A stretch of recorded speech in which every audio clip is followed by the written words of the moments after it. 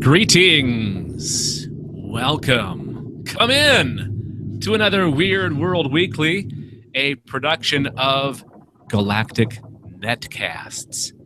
I'm Dave Nelson, and right over there, across the continent, but also across from the computer from me, is Mr. Matt Stein. Hello, Matt.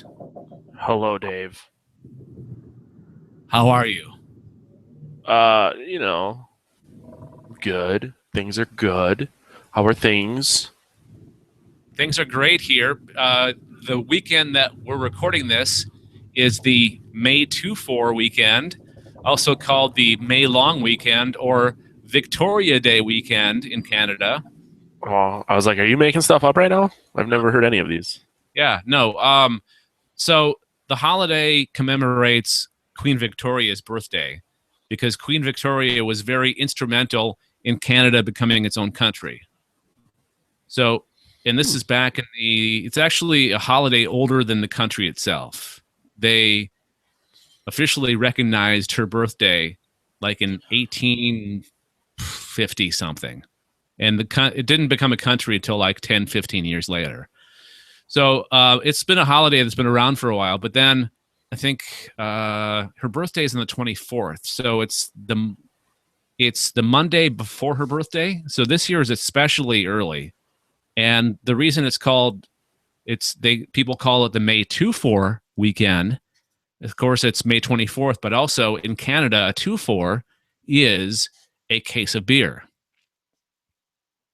So a case of beer represents the official opening of cottage season on Victoria Day weekend. It's a complicated weekend. It's a complicated holiday.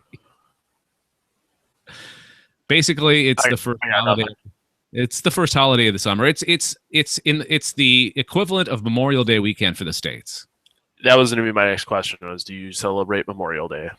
This is Canada's Memorial Day, basically. Everyone apologizes and eats poutine.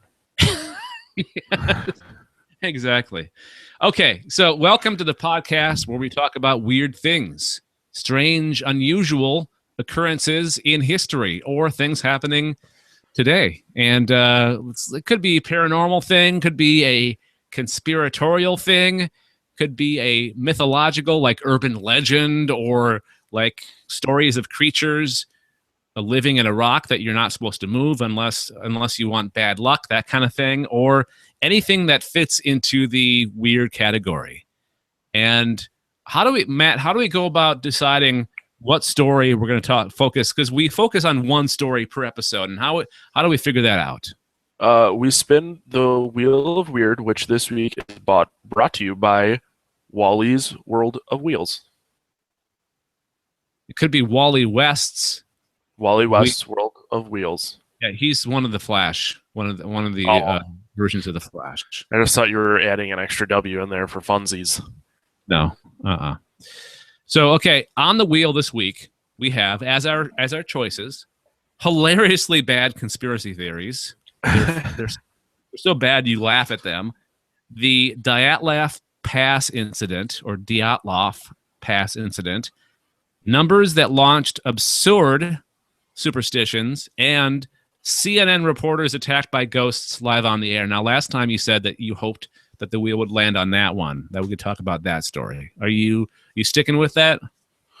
I don't know. A lot has changed since then. I feel like I've grown more as an adult. We'll just see where the world takes us. Okay, we'll start the wheel. And remember, folks, the wheel's in charge. We obey the wheel. What the wheel tells us to talk about, we talk about it. So let's hope it lands on a story that we're interested in. And Dyatlov Pass incident. I hope that I'm saying that right. I'm probably not. It's okay. I forgive you. Do you want to start the timer? Yeah, I do, actually. Wind it up. Winding. All right. So our guarantee to you is we discuss this topic in 15 minutes or less. And this is a long one, too. So we may be skirting the boundaries. Now, when I brought this story to the show, when I told you about this story, you knew nothing about this, right? Correct. I still technically know nothing about it. So you're fresh to this whole story. You got no preconceived notions going into talking about this. I am as fresh as a daisy. Okay. In January of 1959, 23-year-old Igor Dyatlov led a group of 8 young Soviet hikers into the Ural Mountains, attempting to reach Mount Ortotn.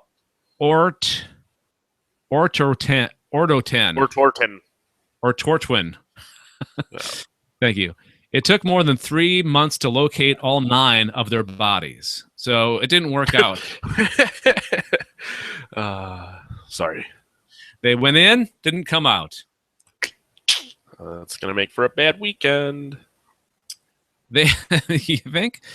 They were found about 6 miles away from their destination in a forest almost a mile away from their campsite without their skis, their shoes, or coats in approximately minus 30 degrees Fahrenheit weather. 2 of them had fractured skulls.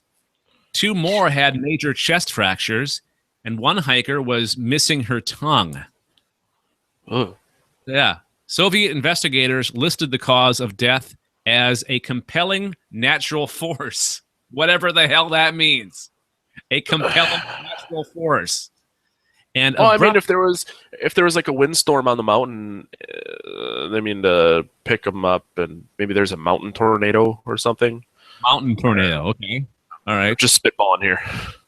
A mountain tornado could be like an avalanche or an earthquake of some kind. I just assumed it was a snow tornado, a tornado made of 100% snow. I don't even know if that exists. Tornado of alligators? Or no, a tornado, sharknadoes. Tornadoes? Yeah. Mm-hmm. So they closed the case rather quickly, within just a month. They didn't do too much investigating. Now, here are some more details of this weird case. 6 died of hypothermia, and 3 died of injuries. They died separately. 2 of them were found under a cedar tree near the remains of a fire, while 3 others were found in intervals of hundreds of feet from the tree. And 4 more were in a ravine another 250 feet away. The 2 under the tree had burned hands. The 4 in the ravine weren't found until May 4th, 3 months after the incident. Wow. So you think that's weird, it gets even weirder. Some garments had cuts in them, as though they were forcibly removed. Consistently, there were 8 or 9 sets of footprints in the snow, accounting only for the hikers and not suggesting another party's involvement. There was no sign of struggle or of any other human or animal approaching the campsite. There was a snowstorm the night of February 2nd, which is when it was determined via their diaries that they died. Mm-hmm. Snow tornado. So, Matt, if you were doing the investigation, that would be your conclusion. You'd be like, yep. Case closed, snow tornado, my work is done here. Yep. Okay. Everybody to the bar. Okay, so their campsite was made on the slopes of a mountain which is nicknamed Dead Mountain, at about 3,600 feet. All the travelers were experienced mountaineers. Despite nasty weather and slower progress than they had planned, their last diary entries reflected high spirits.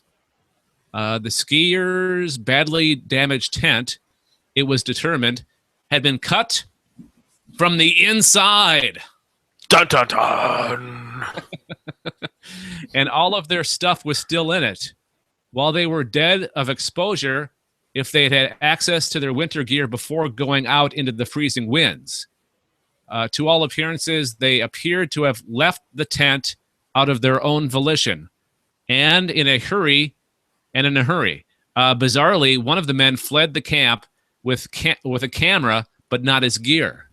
Another had a small crack in his skull, but it was ruled that the elements were what killed him, not the fracture. I'm just trying to skim. Weird. This is a rather long story, so I'm trying to skim it and find the best things here.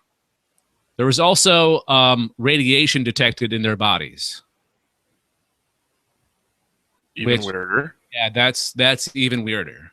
So I guess there was some kind of base nearby. No, hang on one second. Orange spheres were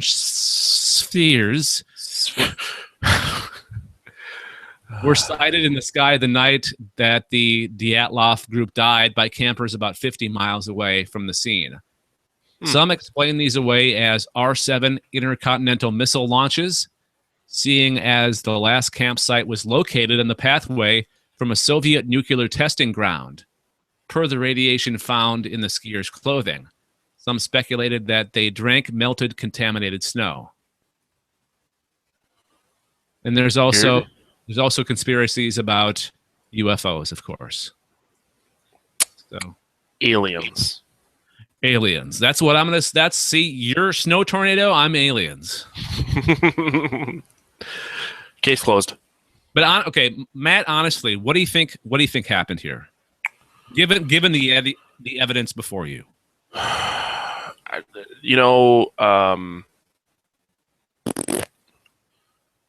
Yeti, maybe some sort of mountain snow creature got inside the tent, or they heard it coming, or it approached and someone saw it, and that's why they cut out and they just started running, and then it chased them down and killed them all.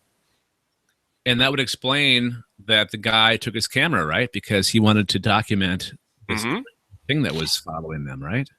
But you would assume that if he grabbed his camera for the purpose of documenting it, that he would have taken pictures and pictures would have surfaced. But I guess if the camera is destroyed, there's a lot of things that you could kind of go with.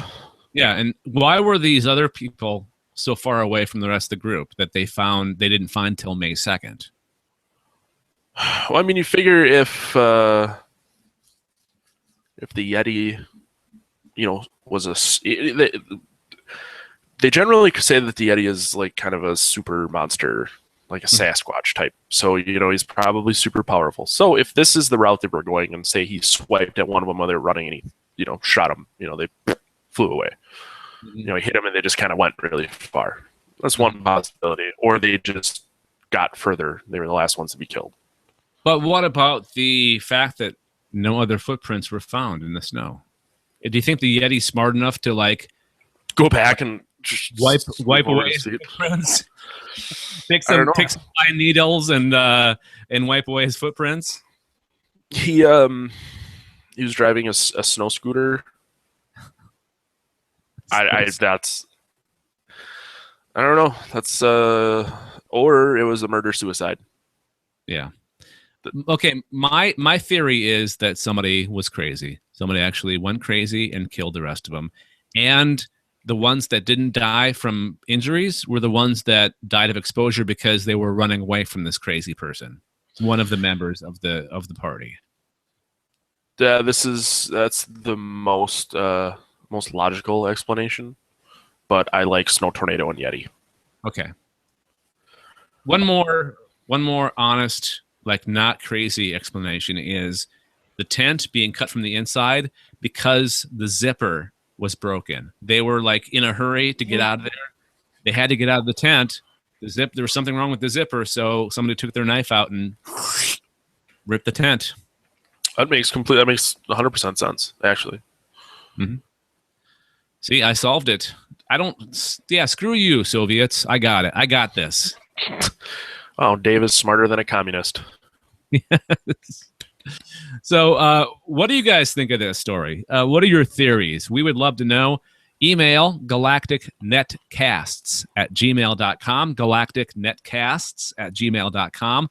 The voicemail number is 805-328-3966, or go to the website and click on, there's a thing on the right-hand side of every page on the website. You click on that, and you can actually record a message through the website. It's actually easier to do on your smartphone because you don't have to have a microphone hooked up or whatever, attached software.